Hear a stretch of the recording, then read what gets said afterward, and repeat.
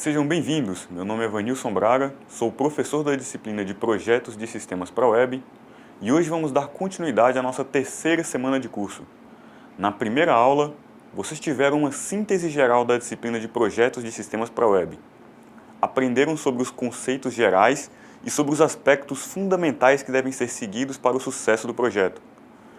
Um desses aspectos foi justamente o tema da segunda aula, o levantamento de requisitos. Na segunda aula, todos vocês aprenderam a importância de descobrir quais são os requisitos do seu projeto.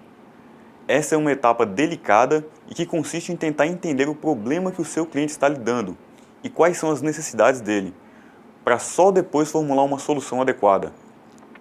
Mas o trabalho não para por aí. Uma vez que você já terminou o seu levantamento de requisitos e já conseguiu as informações sobre as necessidades do seu cliente, é hora de trabalhar essas informações que foram recolhidas. Para isso, teremos que criar um modelo a partir dos dados que obtivemos no levantamento, trabalhar o que estiver faltando junto ao cliente e ainda validar se alguma coisa funciona, ou se está tudo errado, ou se está tudo correto. Esse é o tema da aula de hoje. Vocês aprenderão a partir de agora o que é, como funciona e qual a importância da modelagem de dados. Imagine que você é o gerente de um restaurante famoso e você acaba de receber o pedido de um frango assado. A primeira coisa a se fazer é um levantamento do tipo de prato que foi encomendado e como o seu cliente gostaria que ele fosse servido. Em seguida, você monta um modelo do prato. Nem que para isso você precise aprovar alguns ingredientes e desaprovar outros. Chamamos essas três etapas de formulação, análise de requisitos e modelagem de análise.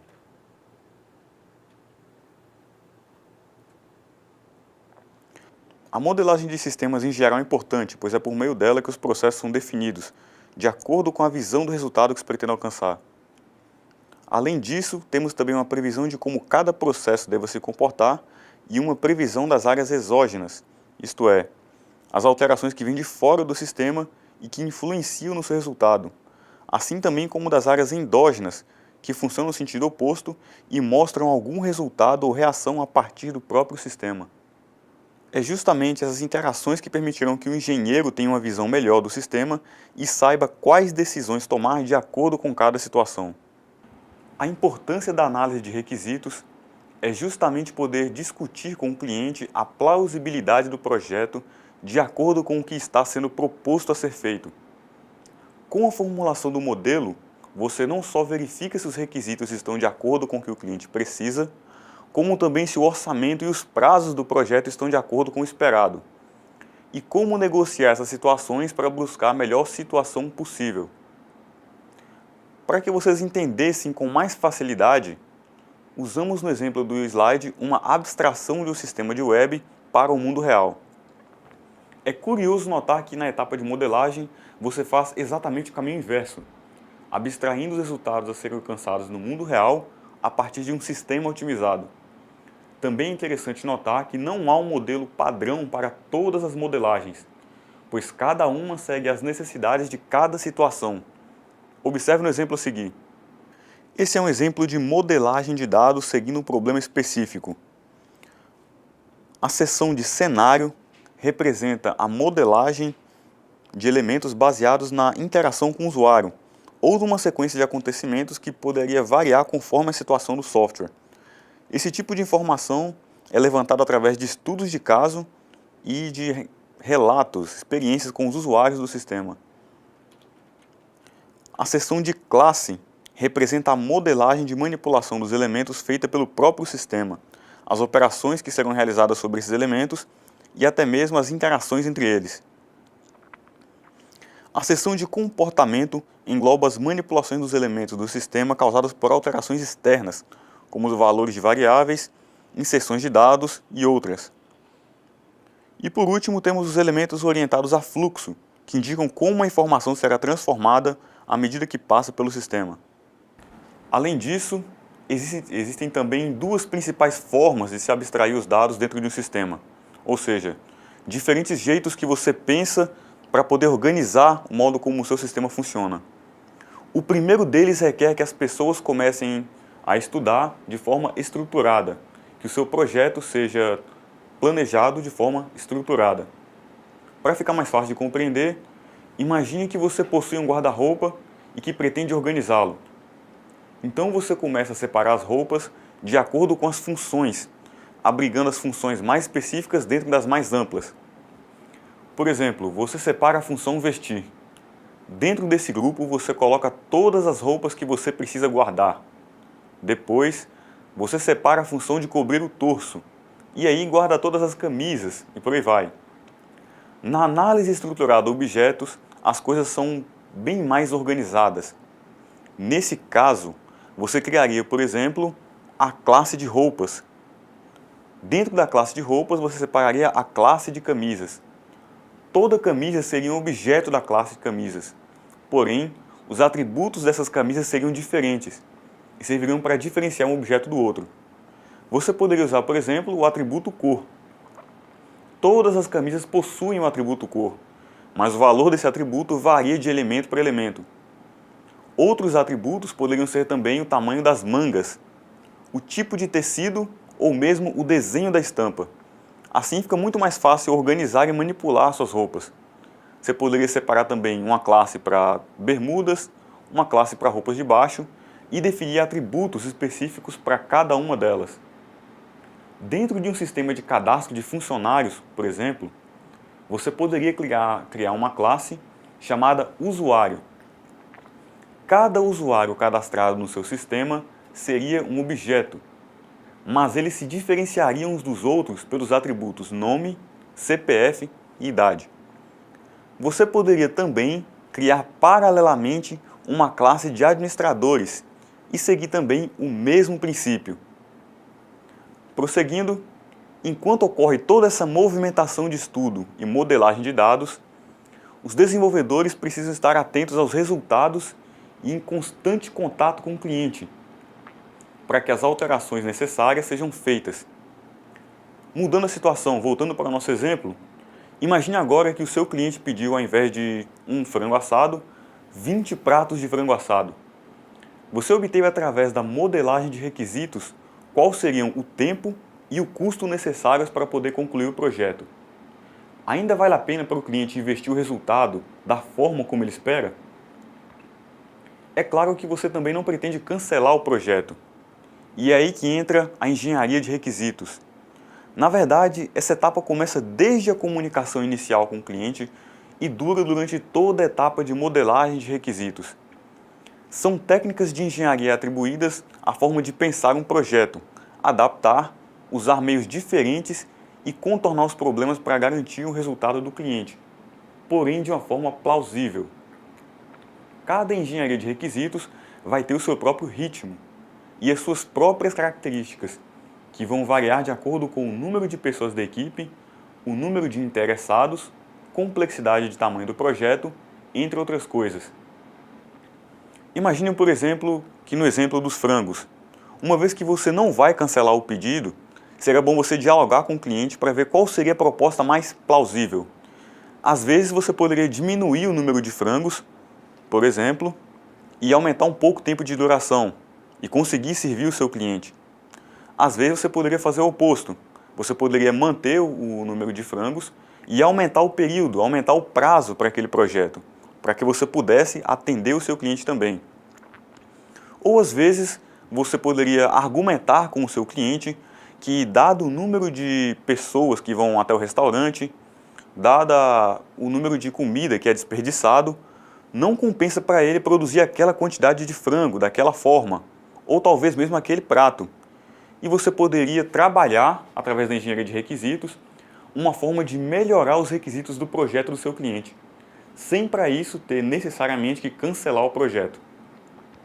É interessante levar em conta que nem sempre a modelagem acontece por todo o sistema de uma única vez. Dependendo do tamanho e da complexidade do projeto, ela pode ser dividida em módulos cada vez menores e que são modelados individualmente. Imagine, por exemplo, voltando ao nosso projeto do restaurante. Ao invés de pensar toda a confecção do prato de frango como uma única coisa só, você poderia dividir em partes. o pessoal que vai separar os ingredientes, o pessoal que vai organizar, montar o prato, o pessoal que vai cuidar do cozimento e dos assados, o pessoal que vai servir, por exemplo, o prato durante a festa ou durante o evento. E você poderia pegar cada etapa individualmente e então criar modelos dela.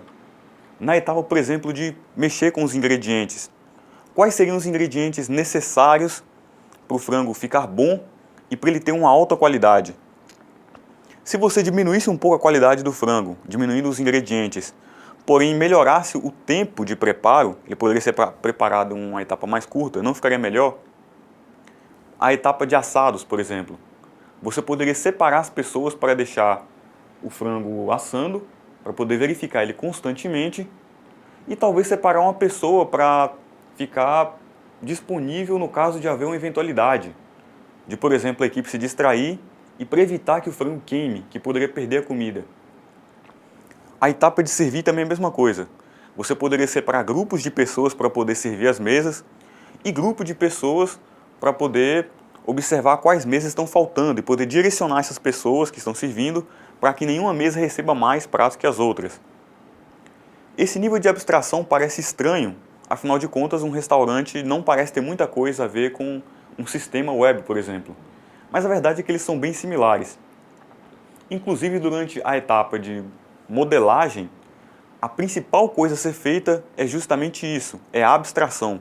Você precisa pegar resultados reais que o seu cliente precisa obter no mundo real e você vai abstrair para o seu sistema, para só depois entrar na parte técnica, onde você vai começar a entrar com o tipo de linguagem de programação que vai ser usada, o tipo de sistema que ele vai poder usar, e aí começa mais uma vez com a engenharia de requisitos para dialogar com o cliente sobre o que é plausível e o que não é plausível. E qual seria então o grande inimigo da engenharia de requisitos? São os requisitos inválidos. Não é porque você fez um bom levantamento e modelagem de requisitos que eles são de qualidade. Voltando ao exemplo anterior, imagine agora que o seu cliente pediu frango com chocolate. É um requisito do sistema, o cliente deseja essa funcionalidade. Mas na sua condição de cozinheiro, você aprovaria esse prato? Bem-vindo à etapa de validação de requisitos. É interessante lembrar que não é apenas o cliente que deve ser consultado. Os usuários diretos do sistema, ou mesmo as pessoas ou setores que dependem dos resultados dele, também devem ser consultados. E existem diversos motivos que podem levar ao levantamento inválido de requisitos. Entre eles nós temos problemas de escopo, atendimento e volatilidade.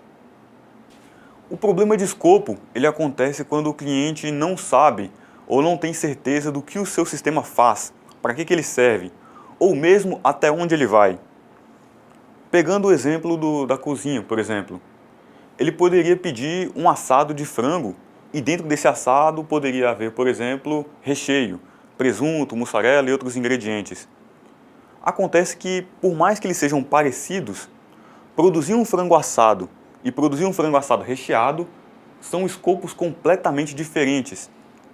Se as pessoas não souberem rechear ele adequadamente, a mussarela vai vazar e pode, além de sujar o ambiente, prejudicar outros pratos.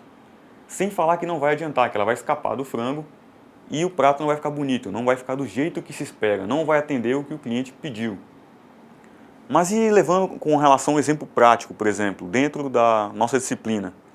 Você poderia projetar um sistema de acordo com o que o cliente pediu e esse projeto de sistema teria funções muito acima do que são necessárias.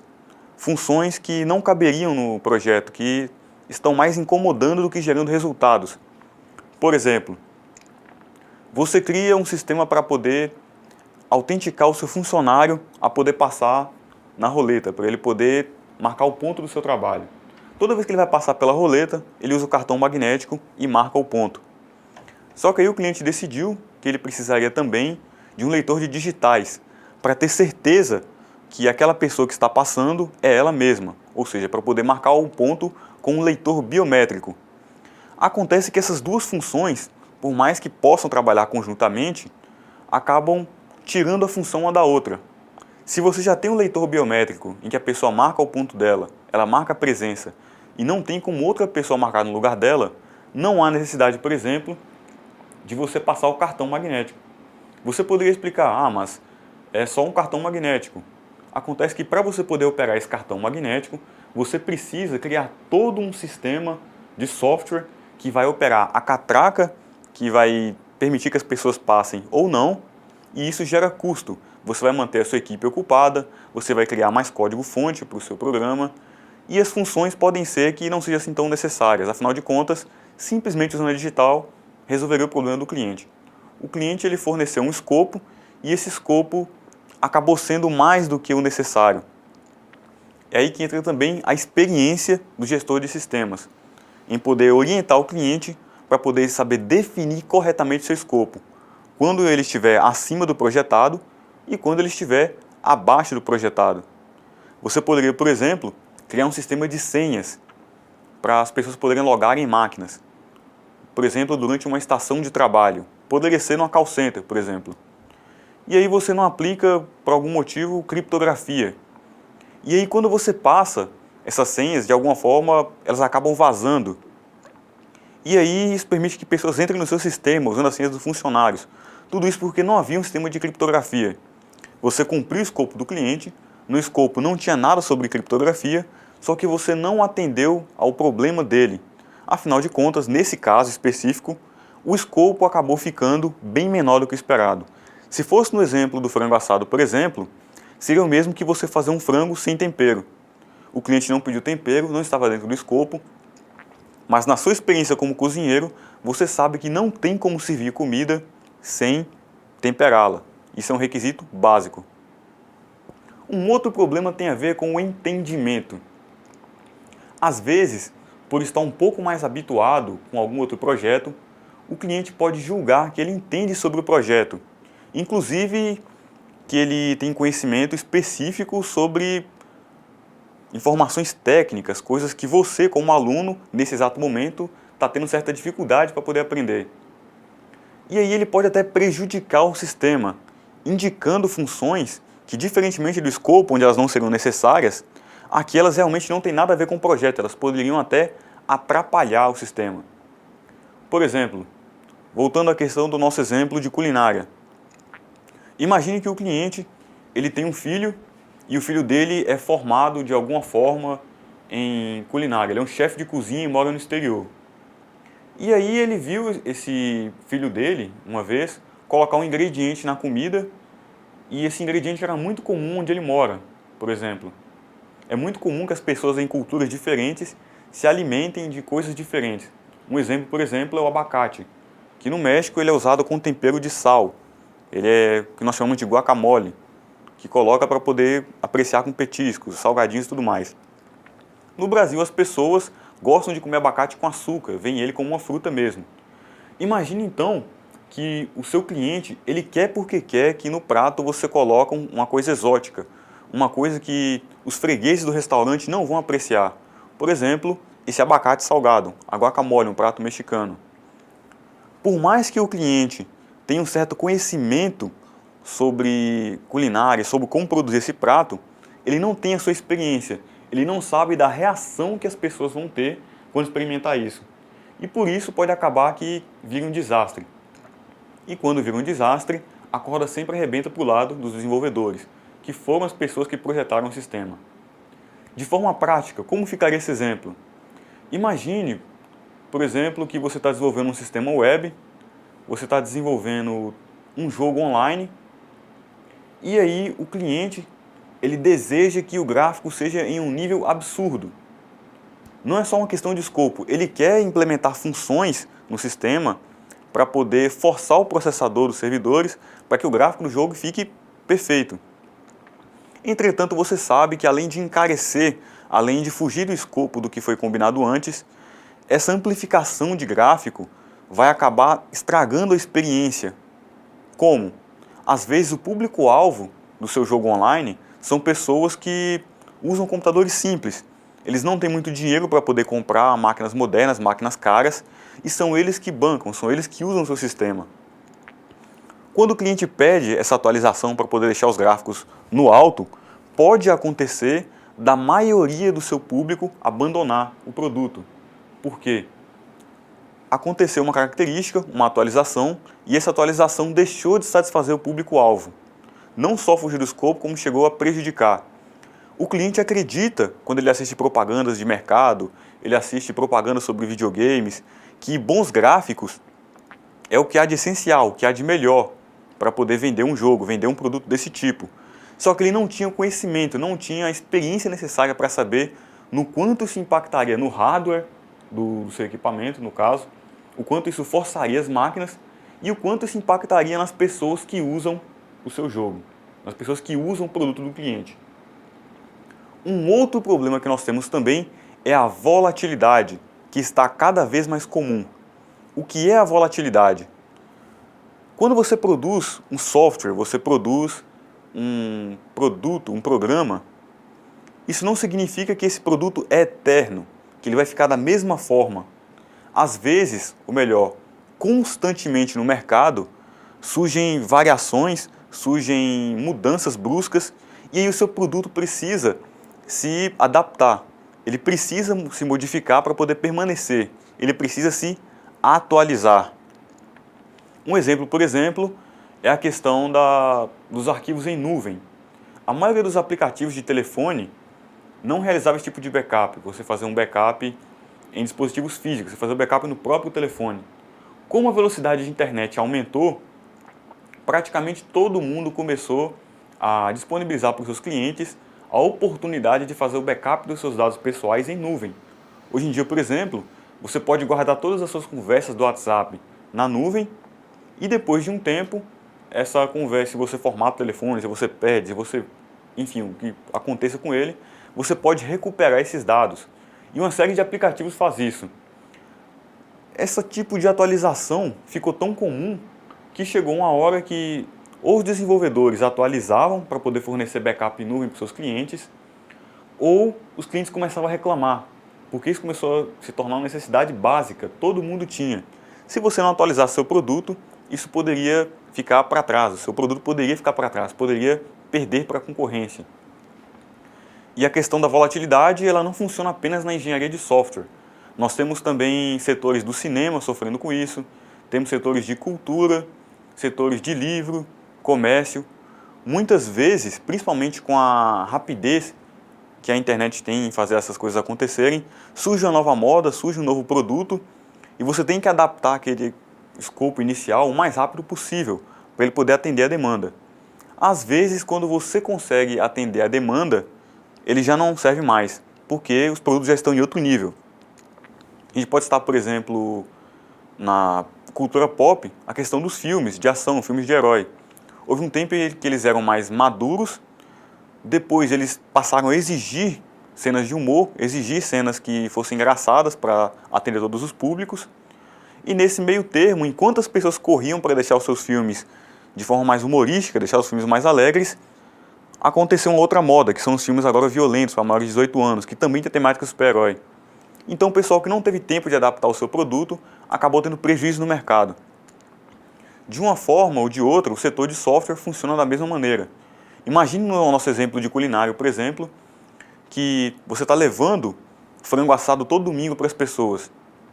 E do nada as pessoas decidem que elas querem frango assado com algum tempero especial, frango assado com, sei lá, orégano. E aí você vai ter que adaptar o seu prato, porque às vezes o orégano não funciona bem com outro ingrediente que você usa na sua receita. E você tem que o quanto antes poder atualizar, modificar, retirar o que não é mais necessário, colocar o que as pessoas estão pedindo para o seu produto se adequar ao mercado.